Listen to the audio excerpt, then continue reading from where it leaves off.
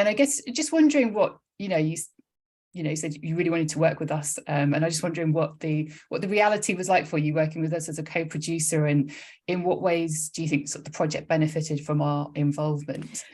Like the project would have looked totally different if we'd not worked with Orchestras Live, and if we'd not had your expertise and contacts and networks involved. So I've never done a project involving music before. I wouldn't have had any idea where to start. I wouldn't have known what was possible. And I think it sounds so incredibly ambitious. So we're going to do a project where young people are going to compose a new piece of music and perform it live. In the case of the second concert we did outdoors, it's actually sort of quite terrifying to look back on it. And I think I was sort of maybe able to go into this with an amount of naivety. and now looking back, you sort of think about all the things that could have gone wrong, and we got very lucky that things like the outdoor performance in July, I was worried about rain. I should have been worried about 40-degree weather, and actually we just had to put up with a bit of wind and music stands getting blown over, and we weighted them down to get around that. So yeah, it was a very ambitious idea, and we wouldn't have had the first clue really where to start with finding the right contacts. Particularly, I think finding someone like Sarah Freestone, the composer who Orchestras Live engaged to work on this project.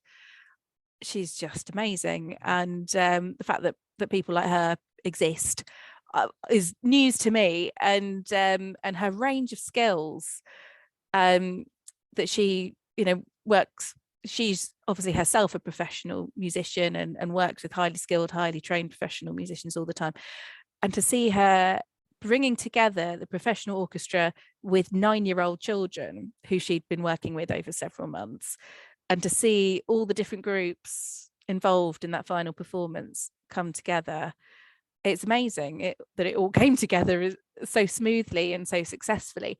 And yeah, having the right people to deliver on that. And so for Orchestras Live, when we were first talking about it and outlining the idea and the historical story, and for you guys to go, oh, we think that these people or this person has this experience that might make them a good fit and that they might be interested in doing this.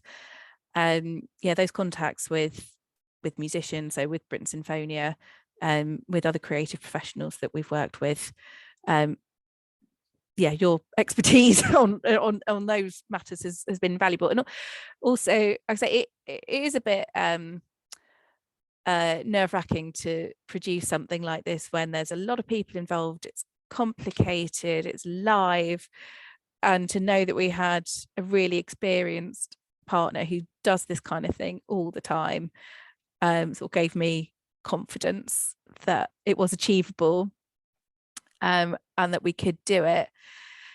Also things like the relationship that Orchestras Live has with the Suffolk Music Education Hub. They very much came on board as part of the project.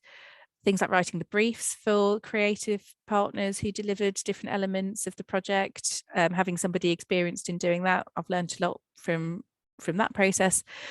And also working with Orchestras Live and bringing in funding. So we started off with some money. All of the partners were in a fortunate position to be able to put some money towards this, but we needed quite a significant amount more additional funding to go on top of what we'd already got. And so we very much worked closely together on those funding bids, and fortunately were successful in those and able to go ahead with the kind of full scale project that we wanted to do. So yeah, there was a whole sort of multifaceted set of areas where the expertise and experience that Orchestras Live brought was just, yeah, the project would not have looked the same at all if we hadn't worked with you guys on it.